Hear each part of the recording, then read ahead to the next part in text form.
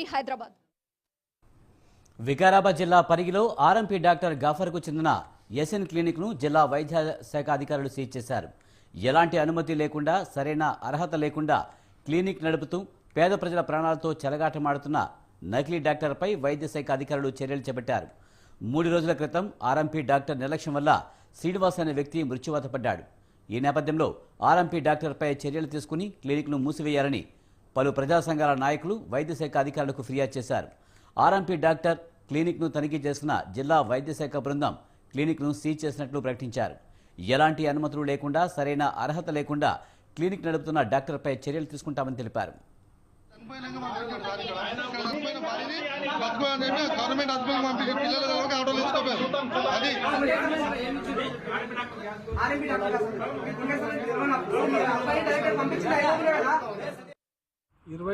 March రోజు పరిగి టౌన్లో బంటు శ్రీనివాస్ అని 28 సంవత్సరాల వ్యక్తి యాసీన్ ఫస్ట్ ఎయిడ్ సెంటర్లో చనిపోవడంతో 21 తారీఖున న్యూస్ పేపర్లలో వార్తలు వచ్చినందున 22 మార్చ్ రోజు మేము మా బృందం పరిగి టౌన్లో ఈ యాసీన్ దర్యాప్తు సంస్థల తీరును తప్పుబడుతూ ప్రధాని నరేంద్ర మోడీకి దేశం